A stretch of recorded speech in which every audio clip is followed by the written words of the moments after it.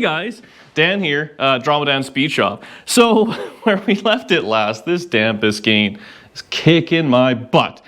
So we had the big block all in, mostly together, professionally installed and all those sort of things, and I don't know. This whole motor and camshaft thing, this debacle, man, it's bringing a lot of attention in the old comment section, and it's cool, I guess. But I have read a lot of them, well, almost all of them. So many positive things. You guys are behind me like 99%. Then there's the odd person who's just a little on the cranky side. So let's try and have a little bit of fun. That's what the whole YouTube channel's for. I'm by far no expert. We're just trying to get old hot rods on the road. That being said, the one comment that I did take to heart, and I'm going to try and work with it, work through it, is cleanliness. So I'm wearing my cleanest clothes. This is a clean shirt. It might even be brand new. I'm not too sure. The garage, we're going to work on it. And people kept, don't know, I haven't worked on the side yet. And people are always saying, you know, try to keep the motor clean, keep the dirt out of it. You cover it when not in use. Well, so we're covering it. But we don't want any excess dirt in this motor. But no seriousness. Hot rodding is supposed to be fun. These damn things fight you so hard at the best of times. They cost you money, they cost you time. Cuts, bumps, bruises. Oh, cowboy boots. Man, don't want any of that in the motor. Can we all just kind of get along and have a good time? If you don't agree with what I'm doing, I get it. I don't agree with what I'm doing half the time, to be honest with you. But we you know, keep going and just try and have a good time. So that's that. And every one of you guys who do subscribe, I appreciate every one of you.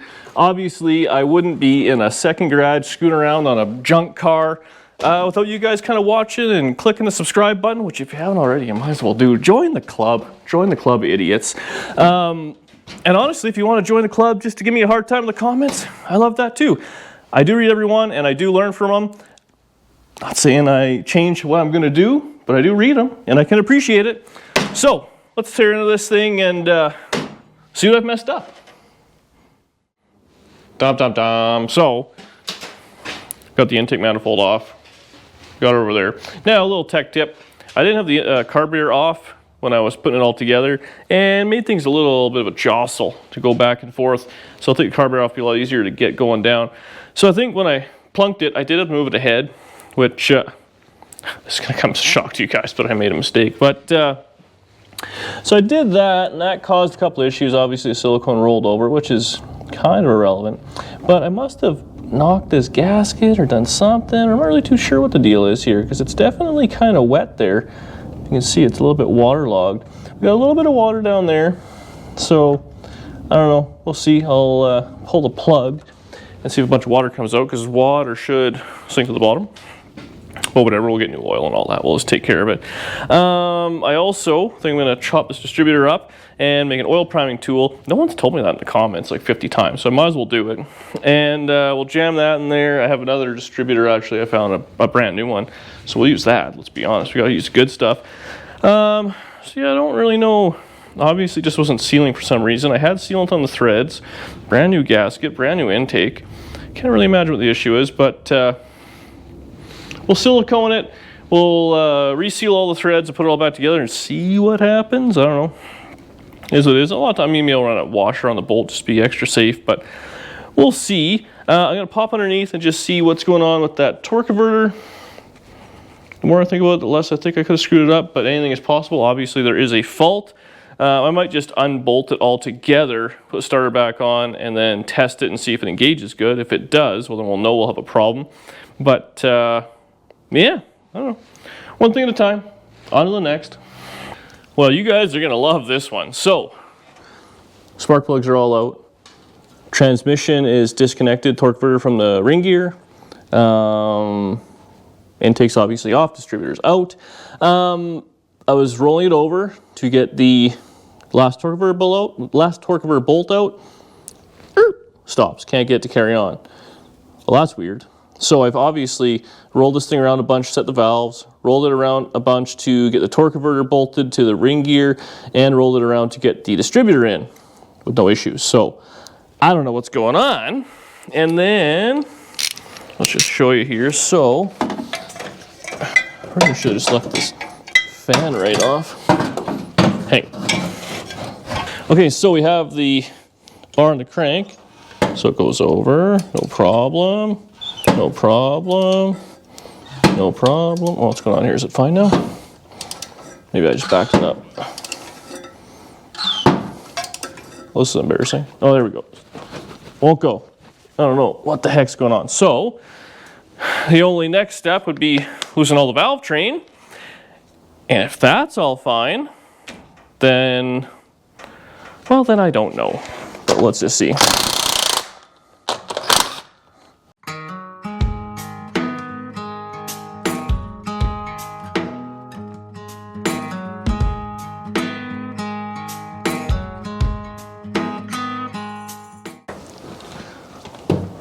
Okay, everything is loose.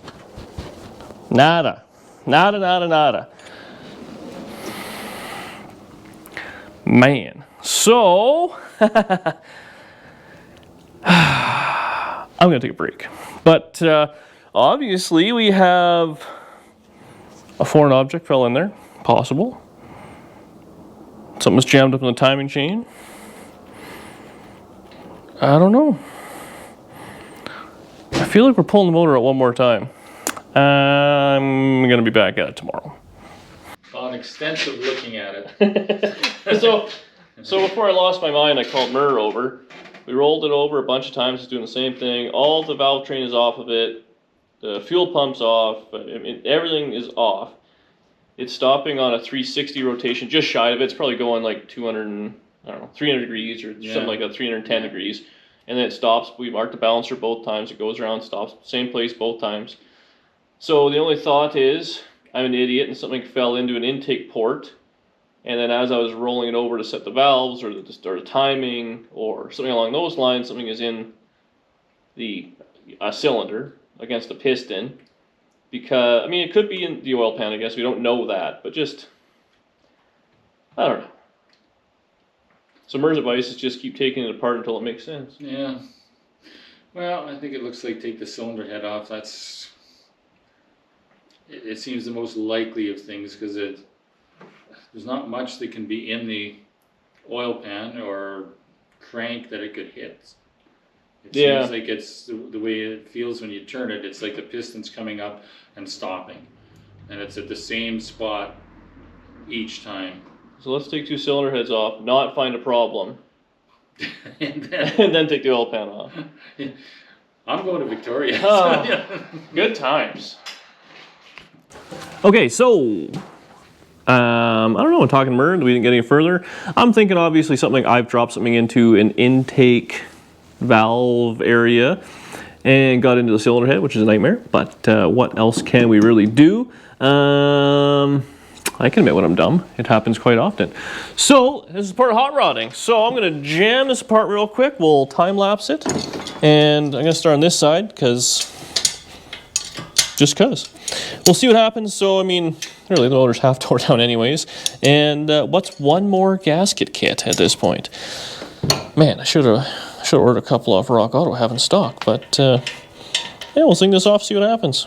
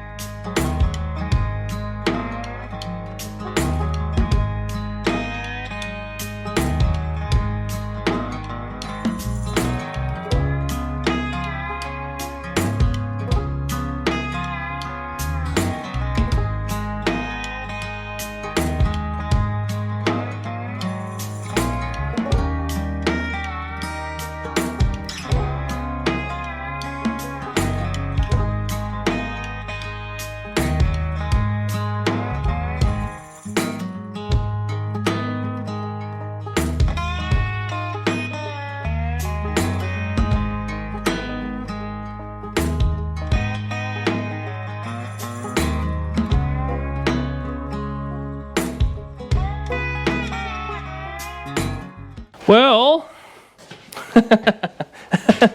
Good news, bad news. Everything is still screwed. So we have cylinder 2 and then 3, which are up, and it's stopped. When we go counterclockwise, if we go clockwise, get to the exact same place, and it stops. So we're now either timing chain, I got something in there I screwed up, which is a possibility. I don't know. So anyways, the good news though, man, there's not a lot of, like, no ridge wear on the cylinder, so it's definitely a lower mile unit. Give me a break. I'm trying to look for the positives here, but I don't know. That's been a lot of re-disassembly, so I guess oil pan tomorrow. But for now, I don't know. You know what? In the last video I said just gotta take a break. It's time to take a break. Well, into the future we are, and things haven't gone any better. So this motor is pulled about as far apart as it can be. That's the oil pan off. The timing cover's off. Timing chain was off. So I don't know what is the problem. This the cam spin's no problem. No issues there whatsoever. The timing chain looked fine. There's no junk in the gears, but it's still stuck. Now I was under there. I had to drop the steering box. I had a bunch of screwing around trying to get the oil pan off while it's the motor in the car. As you can see, it's not on the motor mounts because I had the engine crane just lifting the front up. Just, like, what a nightmare.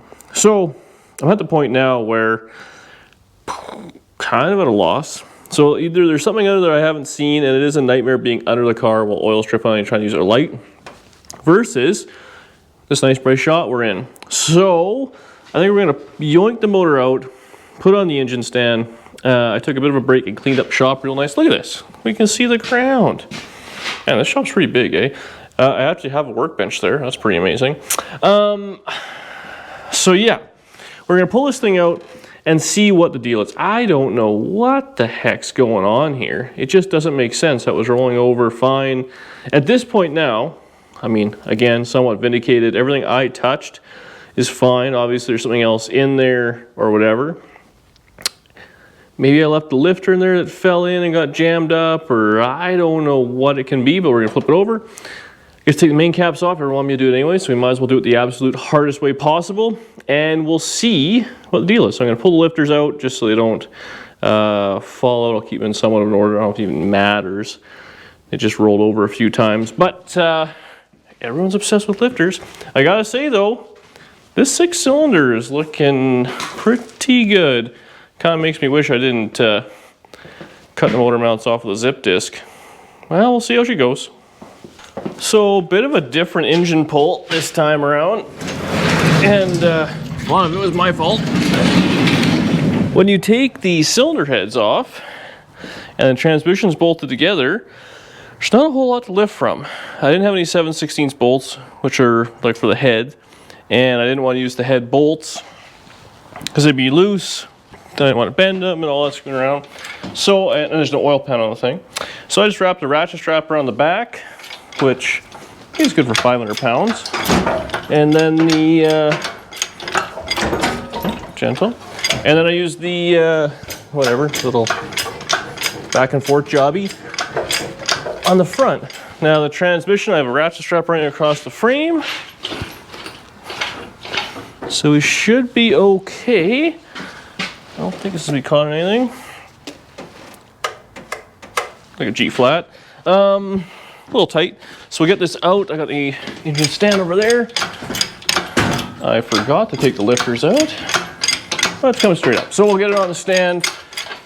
See what we got going on this lemon. If I can claim warranty or something.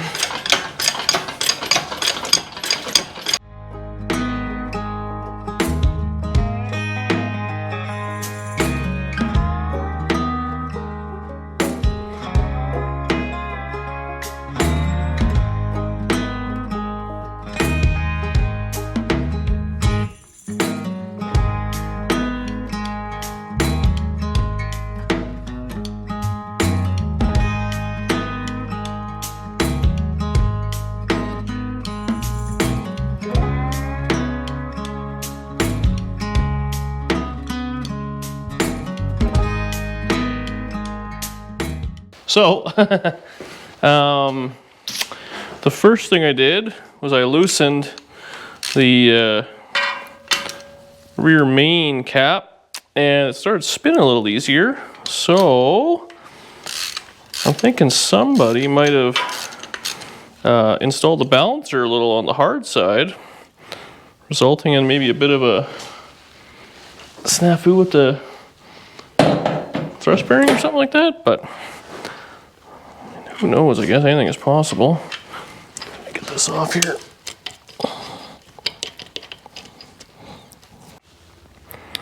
So, took off a couple of caps. Definitely, there's been some stuff that's gone through the bearings, but I mean, who knows, this thing's got some schmiles on it. So, not fantastic, but you know what?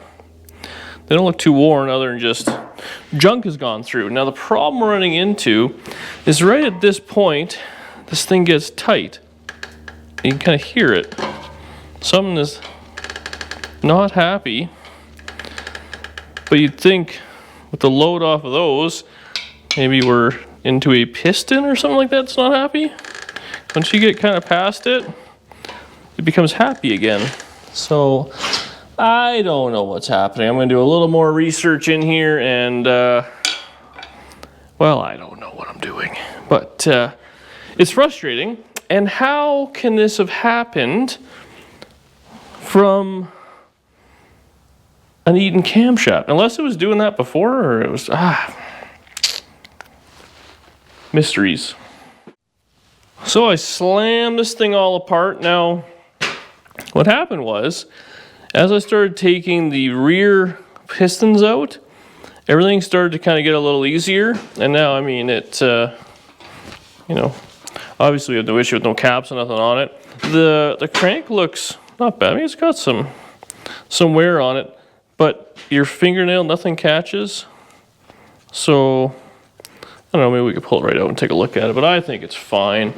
And then, you know, all the bearings, same thing. I mean, for what it is, it's had some stuff go through it, but I think that's just a motor that's been used. Pistons. So here, like the front pistons move real easy, all those. Now these ones here, this is 7, 8, and 6. 7's the worst. So it's not great. So you can move it, but just it once all the way over, it gets stuck, and then it's not bad in the center, and then the same thing, and then yeah, same deal there. So I don't know if maybe that was the problem we're having, and it just got kind of right over there at its, you know, up or crank or whatever the heck it's doing. It just wasn't happy, maybe. I don't know. Otherwise, man, you can still see like some cross-hatching in the block and stuff. So, I mean, we're this far, we might as well do a little bit more loving to it, clean it out real good, and go from there. But it's about midnight, and I've had enough. Plus, it's always good to have Mur's opinion tomorrow. So we'll see what his thoughts are. I don't see anything that's just madness here, which is tough to take. But there you go, status update. We're screwed like usual. Okay, so next day we're in the garage. Here is my thought process. I have a little tub here. It's got some Varsol in it. We have our one kind of stuck-ish piston. And I got some of these super magnets or earth magnets. What I was going to do is toss a couple in the Varsol. And I'm going to work this back and forth, the piston I should say, and mix around and see if these magnets get a little furry. Because if they do, there's obviously some metal contamination inside the wrist pin. And yeah, guess we'll see if that's the problem.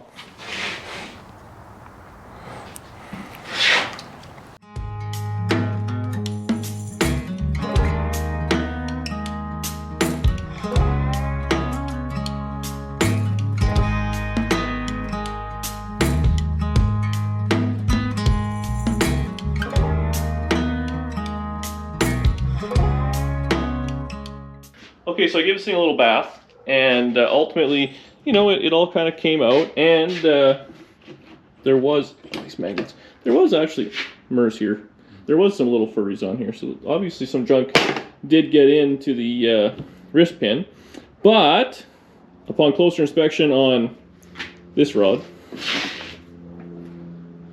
not there's the problem. She's a little on the bent side. That's no bueno.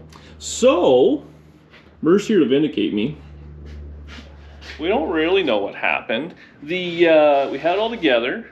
Mer came over. There was no water in the thing up until minutes before we went to fire it up. Obviously, there was something, it hydrolocked or did something. Now, when I wasn't filming, because we tried to go, we had those starter issues. It wouldn't start, and it was a loose ground or something like that. Yeah, the power connection at the positive terminal. The power to the fuse block was screwed up. Yeah, so I had that. So we tightened that up and managed to get it going. I thought, okay, turn the camera off, and I was going to turn the camera back on while it was running, so I didn't film this. We had it going. The thing coughed once and then just wouldn't roll over. Now we were looking at the intake manifold. So cylinder 8 is what the problem was. I mean, it looks like everything was sealed up there. You can see the markings all around where it was fine there. This is the cylinder head it was. I mean, brand new gasket, everything is all lined up. I had it silicone to the cylinder head, it was all torqued. So the only way we're thinking water could have got out would have been through these two holes. But it has to come out here and then sneak past and somehow get into, whichever one it was, the intake, which is difficult to imagine. So a lot happened there.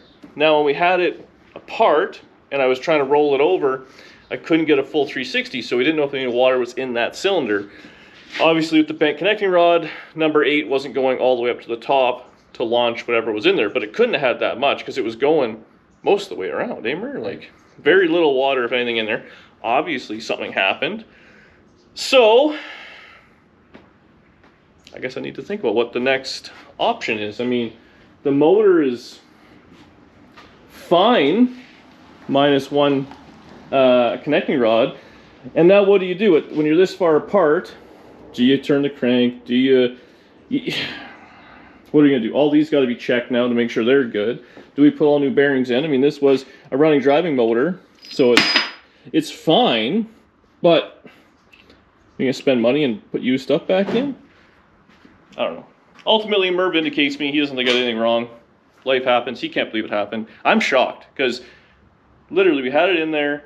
The last thing I put in was water with the hose, and I had the hose out in case we had a fire. So we're talking less than 5 minutes before we were trying to start it with water in a thing, and it just doesn't look like anything was leaking. But clearly that's what happened.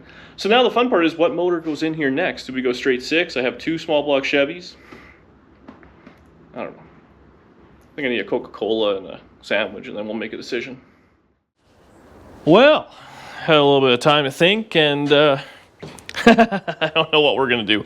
So obviously it's a situation where, man, the snowball effect of this wiped out camshaft is unbelievable. And I don't know if I caused the whole deal, if it's some manufacturing issues, whatever it was to start, but it has snowballed out of control to the point where now the second install is a whole other set of problems.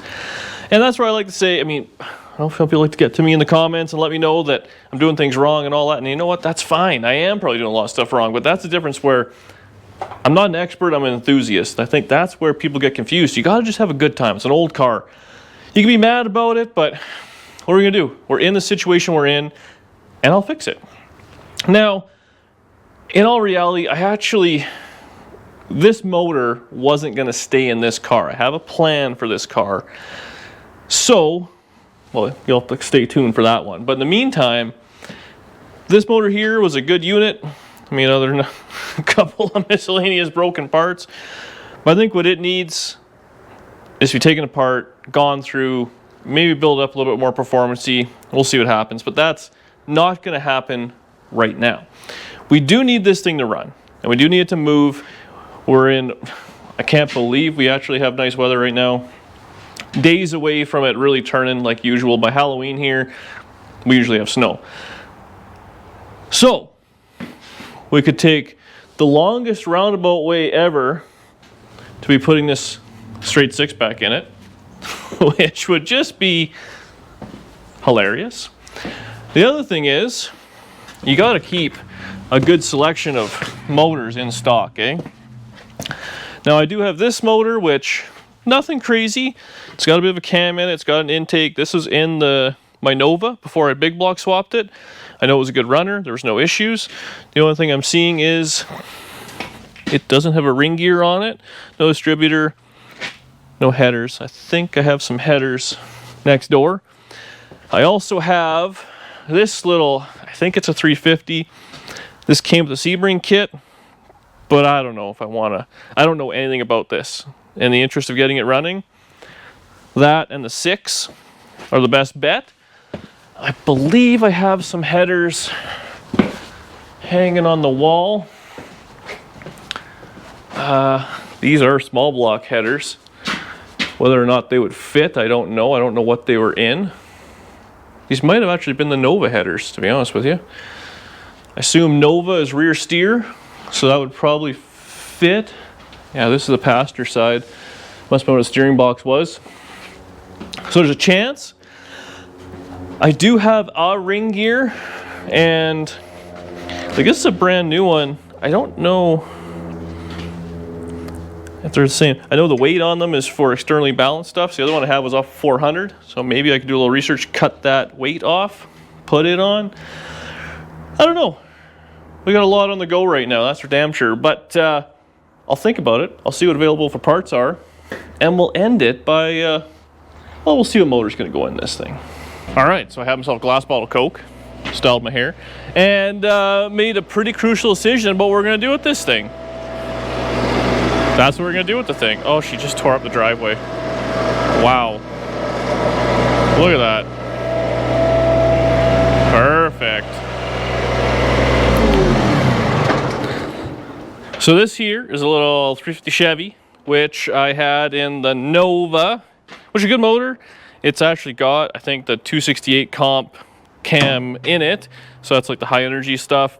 It's got Elbrock Performer, generic, I don't know what it has for cylinder heads, generic stuff. They were gone through. Look at the chrome oil pan, chrome timing cover. It's got a little bit of like overspray, it looks like. Someone must have used it as a, man, these are like expensive valve covers too. Someone's losing their mind in the comments right now that I have undercoating on these valve covers. I had a shop rag in it and everything, except for nothing. I must have stole a distributor out of it. But yeah, I picked up on the trunk of the car. We got a ring gear. It was like 40 bucks for a brand new one. So instead of screwing up the one I had, we're gonna do that. So ring gear on and plug it in this thing. That's the next video. So that's where we're leaving it. One thing I want to say real quick. This right here, this cascade of failure is hot rodding. And so many people get to this level and they give up. I'm not gonna lie, I wanted to shut the garage door and be done with it for a certain amount of time. But those days turn into weeks, turn into months, and then some long-haired Canadian will come and give you pennies on the dollar for all the work and stuff you've done. So if you're having a rough day, I get it, sulk a little bit, but get back out there, pull one of your motors out of storage, because everyone has a bunch of these, and make it happen. Don't give up on these things. Enjoy them, keep the hot rod alive, and enjoy the drama. It's good times. See you in the next video.